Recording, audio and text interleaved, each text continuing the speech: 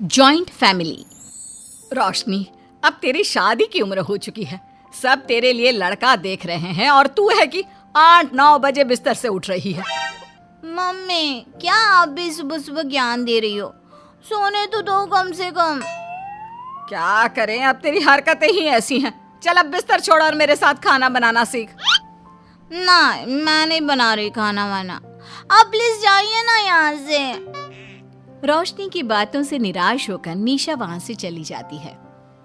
निशा, तुम रोशनी को घर का कामकाज क्यों नहीं सिखाती?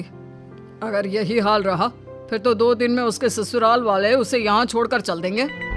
मैं तो बहुत कोशिश करती हूँ उसे घर की जिम्मेदारियाँ सिखाने की, लेकिन वो मेरी सुने तब ना। आप तो जानते ही हैं ना कि वो कितनी जिद्दी है। हमें निशा के लिए एक ऐसा लड़का ढूंढना होगा जिसका भरा पूरा परिवार हो, सास ससुर से लेकर जेठ जिठानी देवर ननद सब हो। यहाँ ना सही, लेकिन शादी के बाद उसे वहाँ अपनी जिम्मेदारियों का एहसास जरूर होगा। कुछ दिनों के बाद रोशनी का परिवार उसके लिए लड़का देखना शुरू कर देता है और एक दिन चिराग नाम का लड़का रोशनी को देखने अपने परिवार के साथ उसके घर पहुंच जाता है। देखिए भाई साहब, मैं पहले ही आपको बता देती हूँ, हमारा परिवार बहुत बड़ा है, इसलिए अगर आपकी लड़की हमारे घर की जिम्मेदारियाँ बिना ना नुकुर के उठा सकती है तभी हम ये रिश्ता पक्का करेंगे। अरे ये भी कोई बोलने वाली बात है बहन जी। हमारी रोशनी आपके पूरे परिवार को बैठे बैठे खिला सकती है, इतनी जिम्मेदार है मेरी बेटी। अगर ऐसी बात है फिर तो हमें इस रिश्ते से कोई आपत्ति नहीं है। तो फिर चट मंगनी पट ब्याह के बारे में क्या ख्याल है? हाँ, बिल्कुल। शादी में देर किस बात की? 3 हफ्ते बाद ही शादी का शुभ योग है। अगर आपको कोई दिक्कत ना हो तो हम इनकी शादी भी 3 हफ्ते बाद ही करा देते हैं। अरे हमें इसमें कोई परेशानी नहीं है। इस तरह दोनों परिवारों में शादी की तैयारियां शुरू हो जाती है और कुछ ही दिनों बाद रोशनी की शादी चिराग से करा दी जाती है। शादी के बाद, बहू, इनसे मिलो।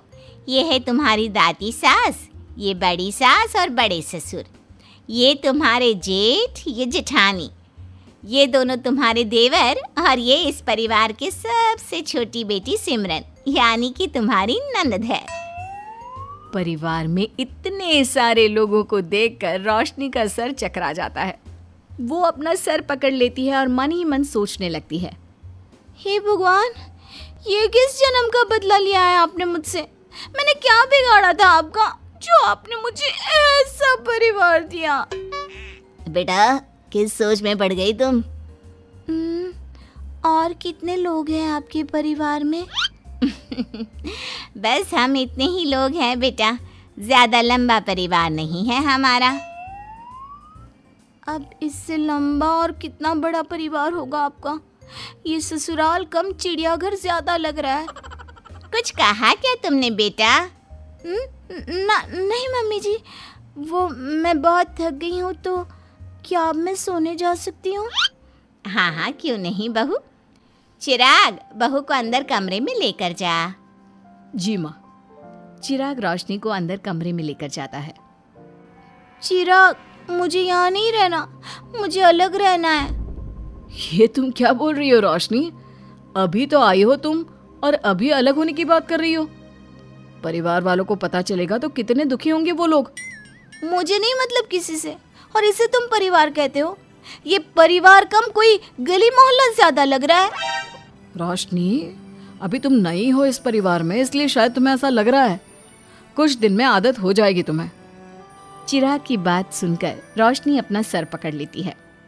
आपको समझाना तो दीवार में सर पटकना है। मैं सो रही हूँ, लाइट ऑफ मत करना, मुझे अंधेरे में नींद नहीं आती। इतना बोलकर रोशनी बिस्तर पर लेट जाती है। रोशनी को देखकर चिराग का मुंह खुला का खुला रह जाता है। वो भी पैर पटकते हुए बिस्तर के दूसरे कोने में अपना मुंह मोड़कर सो जाता है। अगले दिन, देवरानी जी, आप उठ भी जाइए, सुबह के 6 बज चुके हैं। सोने दो ना मम्मी, क्यों परेशान कर रही हो? देवरानी जी, मैं आपकी मम्मी नहीं जेठानी हूँ। सुबह सुबह क्या मजाक है मम्मी? इतना कहकर रोशनी अपनी आंखें मसलते हुए उठती है और अपनी जेठानी को देखकर चौंक जाती है। दीदी आप यहाँ? पिछले 1 घंटे से तुम्हें उठा रही हूँ, लेकिन तुम हो कि अब उठ रही हो? लेकिन अभी तो सिर्फ 6 बज रहे हैं, आपने मुझे उठाया क्यों? वो इसलिए क्योंकि आज तुम्हारे इस घर में पहली रसोई है, तो खाना आज तुम्हें ही बनाना होगा ना। क्या? मुझे पूरे मोहल्ले के लिए खाना बनाना पड़ेगा?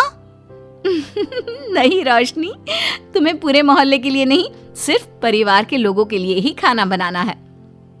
आपका परिवार किसी मोहल्ले से कम है क्या? कुछ कहा क्या तुमने? हाँ नहीं दीदी, आप चलिए, मैं अभी फ्रेश होकर आती हूँ।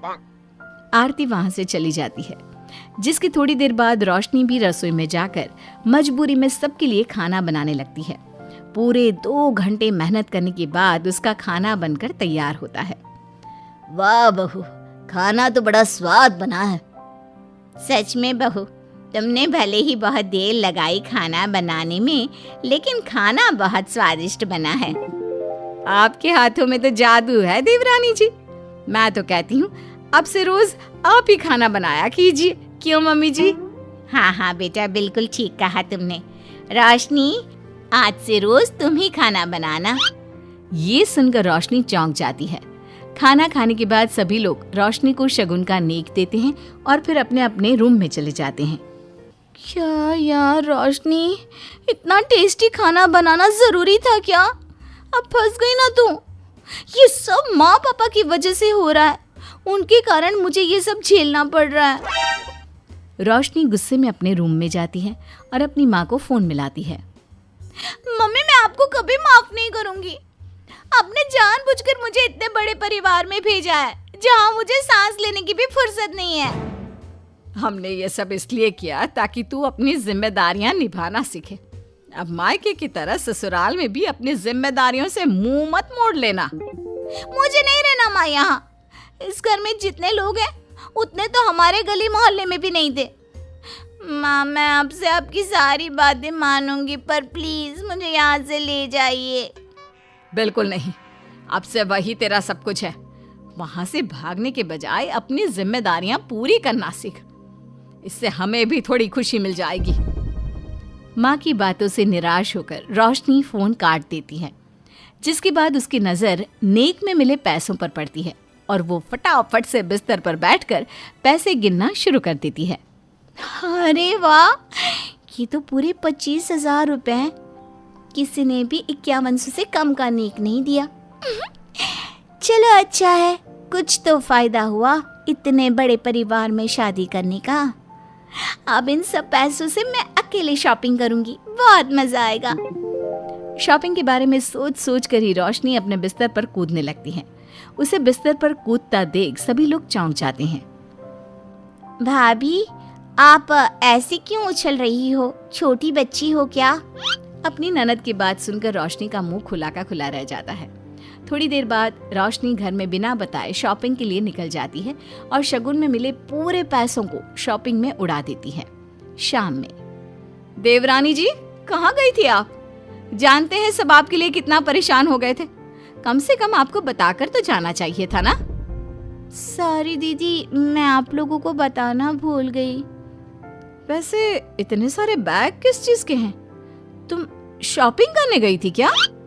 हाँ दीदी, वो आज नेक में इतने सारे पैसे मिले थे ना, तो मैंने सोचा क्यों ना मैं उन पैसों की शॉपिंग ही कर लूं। अरे वाह, ये तो बहुत अच्छा सोचा तुमने। मम्मी, पापा, सिमरन, देवर जी, सब बाहर आइए। देखिए रोशनी हम सब के लिए क्या लाई है। रोशनी कुछ समझती उससे पहले ही वहाँ सब लोग आ जाते हैं। क्या हुआ आरती बहू, क्यों चिल्ला रही हो? अरे देखिए ना माँ, रोशनी हमारे लिए शॉपिंग करके आई है। वो देखिए रोशनी हम सब के लिए कितने कपड़े लेकर आई है। आरती की बात सुनकर रोशनी के पैरों तले जमीन खिसक जाती है। उसके मुंह से एक शब्द तक नहीं निकलता। सच में भाभी, आप कितनी अच्छी हो। बेटा, हम सबके लिए तुझे खरीदारी करने की क्या जरूरत थी? अभी तेरी नई नई शादी हुई है, तुझे अपने लिए लेना चाहिए था ना। एक काम कर, ये सारे कपड़े तू ही रख ले, किसी को कुछ देने की जरूरत नहीं है। चलो कोई तो समझदार है इस घर में। वाह भाभी, कितनी सुंदर ड्रेस है। ये शॉर्ट ड्रेस मुझे पता है आप मेरे लिए ही लाए होंगे, है ना? इसे मैं रख लेती हूँ। माँ, रोशनी इतने प्यार से सबके लिए कपड़े लेकर आई है, हमें मना नहीं करना चाहिए। तू सही बोल रही है बेटा, उसका मन रखने के लिए मैं ले लेती हूँ 1-2 साड़ियाँ। रोशनी झूठी मुस्कान लिए खड़े होकर सब देखती रहती है। देखते ही देखते उसके लाए सारे कपड़े घर वाले आपस में बांट लेते हैं और अब सिर्फ एक रुमाल को छोड़कर उसके पास कुछ नहीं बचता। अब ये रुमाल भी क्यों छोड़ा, इसे भी ले ही लेते। इतने में ही सिमरन रोशनी को आवाज़ देती है। भाभी, वो गलती से रुमाल रह गया है, क्या वो मुझे मिल सकता है? रोशनी वो रुमाल भी सिमरन को दे देती है। इतनी मेहनत से मैंने ये सब कुछ लिया था, लेकिन इन लोगों से मेरी खुशी बर्दाश्त नहीं हुई, कुछ भी नहीं छोड़ा। थोड़ी देर बाद रोशनी का पति भी वहाँ आ जाता है। मैंने सुना है आज तुमने सभी के लिए खरीदारी की है, तुम मेरे लिए कुछ लेकर नहीं आई? बस फिर क्या था, इतना सुनते ही रोशनी का पारा हाई हो जाता है और वो चिराग को घूरने लगती है, जिससे चिराग डर के मारे वहाँ से खिसक जाता है।